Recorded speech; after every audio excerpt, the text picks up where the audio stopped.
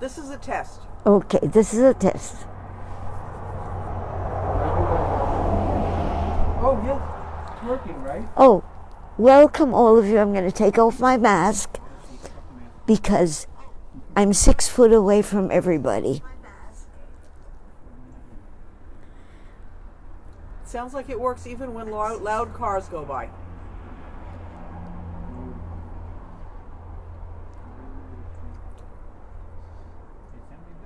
So we're testing the sound. And I'm being quiet until You actually are supposed to talk. I'm supposed to talk. Grandma, you Okay, can start. you're on, Mom. Okay, welcome everybody. I took my mask off and I just, first, before anything, I welcome you today, but remember, next Monday we're not speaking because it's going to be Yom Kippur, and that's a high holiday for Jews, and I'm Jewish. And the week after, I will be on, and I hope I can be on until I get to be 101 years old, every Monday night. Mm-hmm. Okay? I'm going to do an unusual one today. I'm going to speak about, well, so many people have said to me, how did you become an artist? You must have been born with talent. No, we're all born with talents. But what we want to do, and if we do it with passion, we become good at it. And I'm going to speak about the people who taught me and helped me so much, from beginning to end. I'm going to begin with Frau Lehrerin Vogel from Vienna. There'll be a lot about Vienna in this broadcast because it really gave me the beginnings. This is my teacher. This photograph was sent to me from Vienna when I asked about if anybody knew what happened to her, because she was very unusual. In her classroom, we Jewish children did not feel fear until the day when we were not allowed to be with Christian children. And I told you that story already, but I do want to say that it shaped my life. I learned that there is always a way to get around laws that do damage by not rebelling in such a way that you can't win. So let me just say who's in the photo. Yes. So this is my mom's teacher, right here. And this is Hedy in school. How old were you, love? I must have been 7 or 8 because we left when I was 8, but we were all wearing uniforms of some kind, and I was a flower. Grandma, can you mention all of the art is on Facebook? In the what book? All of your art is on Facebook. Oh, guys, Every piece from tonight. all the art from today is on Facebook. How do I say it? On a box, in a writing, On your page. on my page. I have a page, which I didn't know. I could never find it. Sandy, I need you for that. Could you find it for me and send it to me? Sandy has been my interpreter of Facebook. Okay, I'm going to begin because this is not going to be about one thing. It's going to begin with Vienna, Austria. It's going to end with Vienna, Austria. But in between, it's going to be about people who've taught me how to be able to do what I want to do.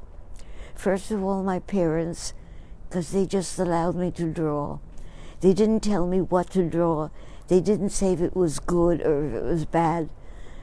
No matter what I did, they said it was great. So I had to live up to it. I began to believe that I would be great. I'm going to speak about the people to whom I owe so much. As I said, I've spoken to you about Frau Lehrerin Vogel, which means Lady Teacher Vogel. And I'll bring her in occasionally get into the speaking. But I'll begin with little Margaret. Joni, could I have the picture? Thank you. Okay. Do you want to hold it? Yes. Okay. Is that correct? That's perfect.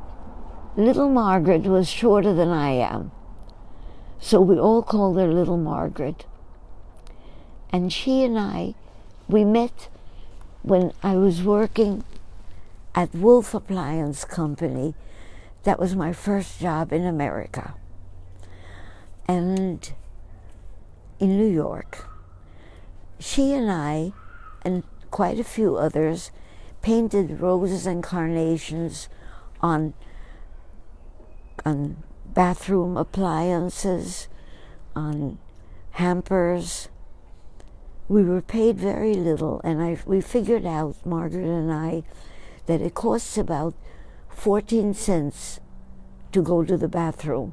Now, 14 cents over 70 years ago was a lot more than it is now. Let's say it was $1 in today's worth, because we were doing piecework, and if you stopped long enough to go to the bathroom, it cost you that much money. So we figured on that. I'm going to speak a lot about Little Margaret. Okay? Is it okay? Mm-hmm. Okay. Little Margaret came from a very wealthy family in Europe. I believe it was either Hungary or Romania, or I don't know, and it's too far back for me to remember. But when the Russians took over, they lost everything, and people who were artists were taken to the museums to clean the paintings. What Margaret told me was that they were given onions, cut in half, and they would clean the paintings. Don't do that, because she never stayed long enough to find out if the paintings were ruined because of it, or if they were healed. I don't know.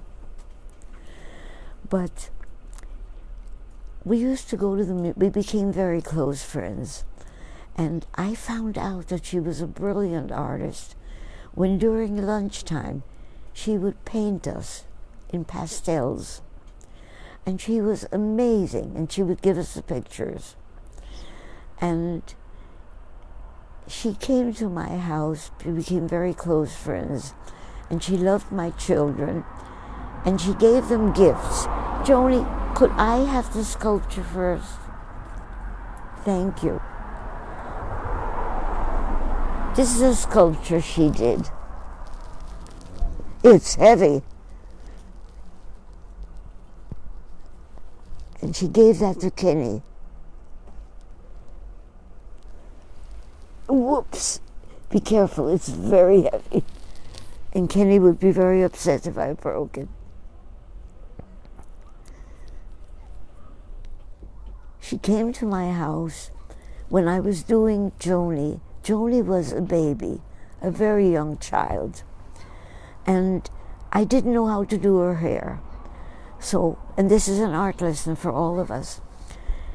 She taught me, first of all, she took the pastels and she did the skull.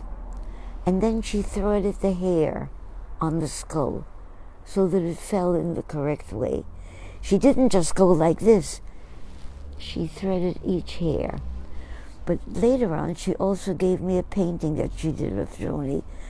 And Joni brought it tonight, and I wanted to show it to you.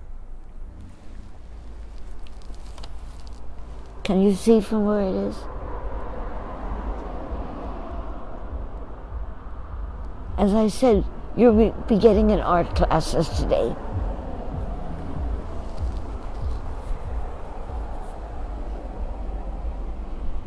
And this is exactly what Joni looked like. Okay? But I want to tell you more about her. She was so warm and loving.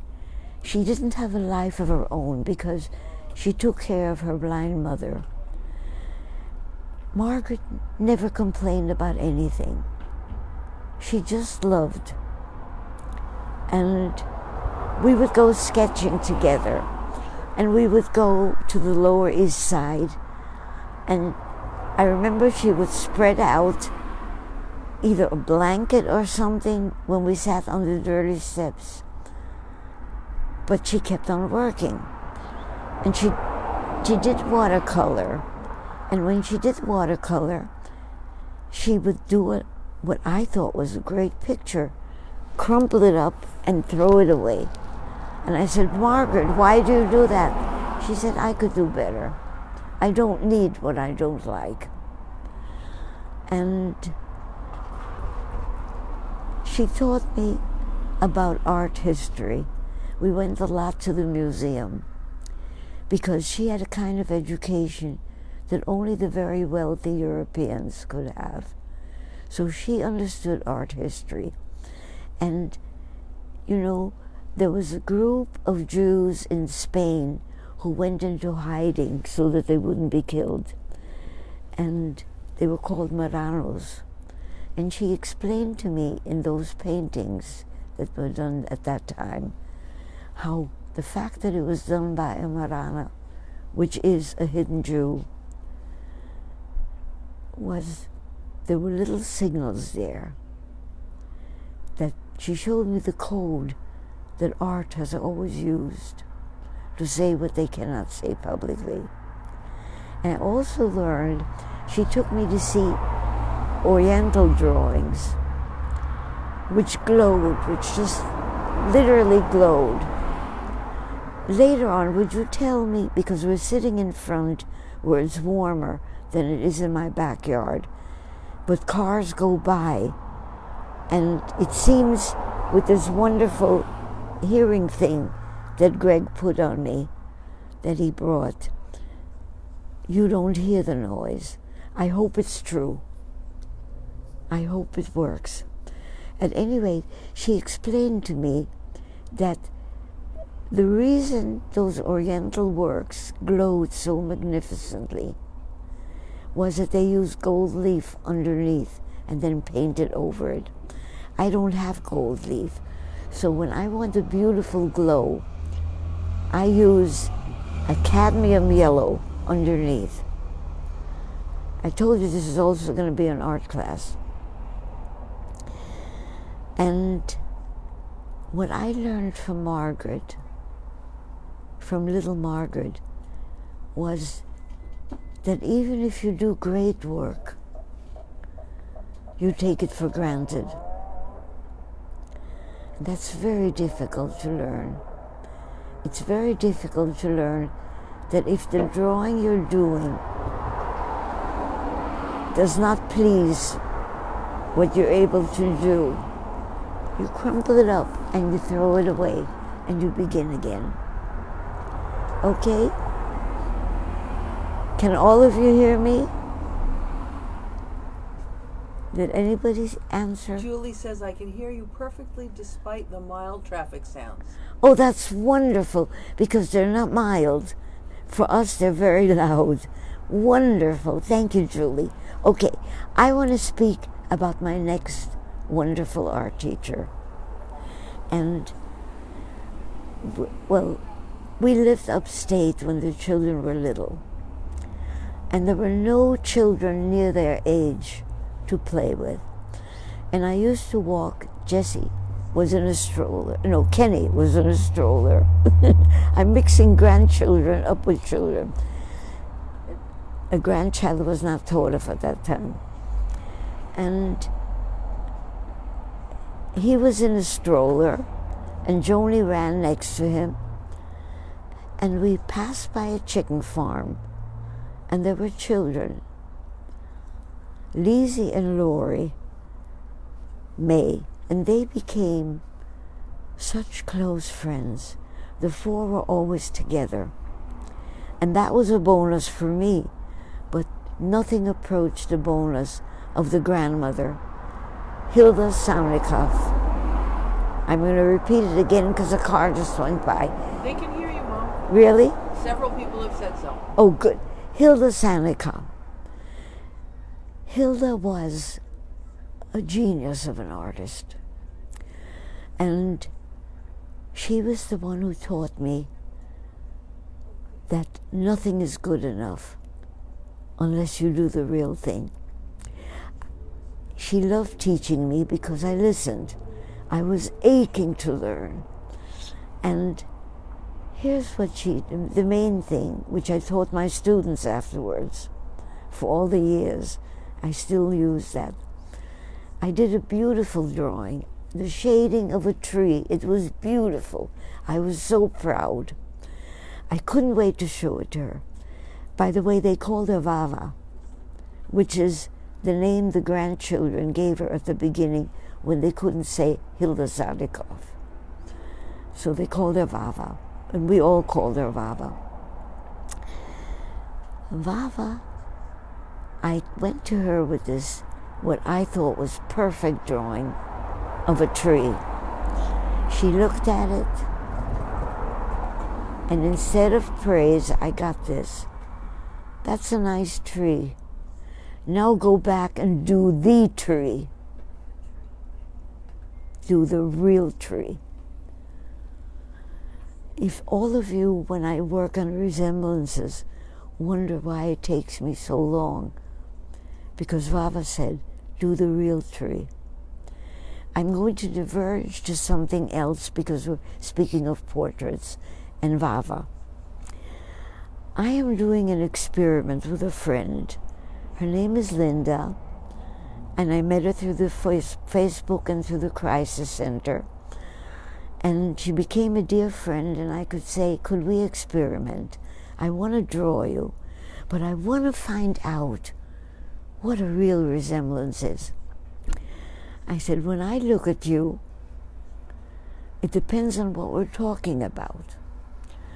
Sometimes you're so vivacious and you glow. At other times, you look very angry. Depends on the subject we're speaking about. And I said, what do you see when you look in the mirror? She says, I don't really see because that's not the way I look when I'm speaking to you. And we decided on an experiment. And that was last week. She sat down in front of me and I drew her. But I was having such fun in the conversation that I couldn't get her. And she said, I guess you sink into a zone when you're really seeing. And if we talk, you can't go into that zone. And I realized that's true. My best drawings are of the homeless because they don't know I'm looking at them. So they look exactly the way they are. Think about it. A photograph always is accepted, but it's a photograph. How could it be wrong? I don't like the light, or I don't look the way I want to look, but I accept it. But when a drawing is done of you, you can't see yourself.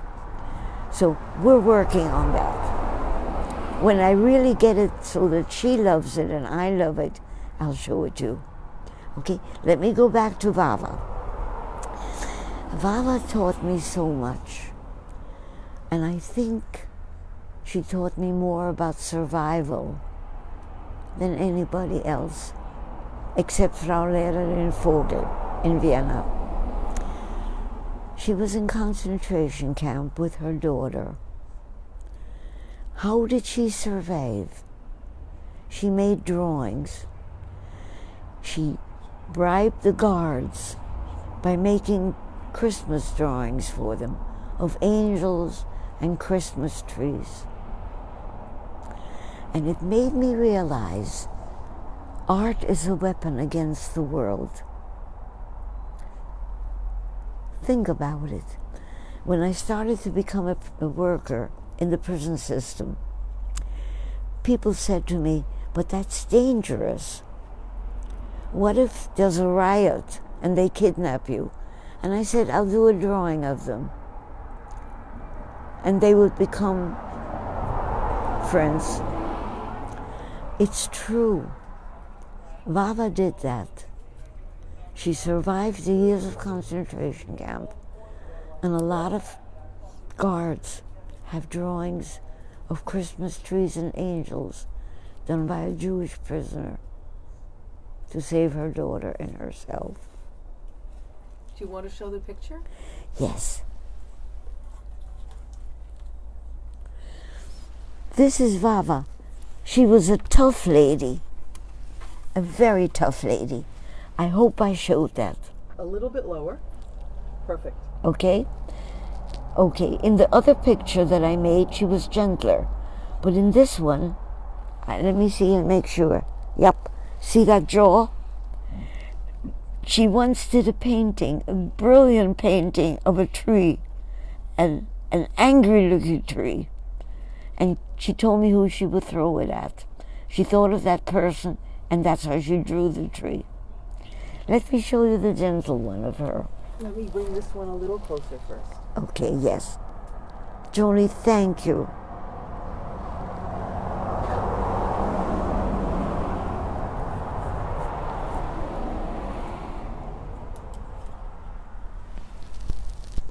This is the thinking one, when she thinks.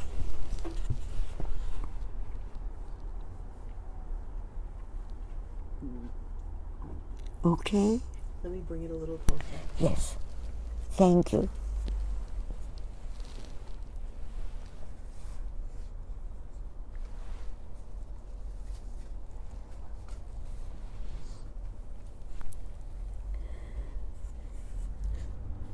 Those of you who haven't listened to some of the other things I've spoken about in my program, I need to explain the reason why I do what I do. These two people, little Margaret, beginning with the teacher, Frau Lehrerin Vogel, and Vava, became very close friends and are still guiding me mentally in my life. The secret for my success is I like people. And I'm going to speak about friendships. I have a little time left to mention that. So first, I want to mention, when I paint people, I see them as friends. Because somehow or other, when you draw somebody, they begin to see themselves. I don't know how to explain it, but there is something in all of us that needs to put things on a wall or on paper or on a computer, or as my grandchild does, he puts it on the cell phone. An amazing thing. Maybe someday he'll teach me, but I don't know if I could work on that smaller space unless they start having cell phones like that.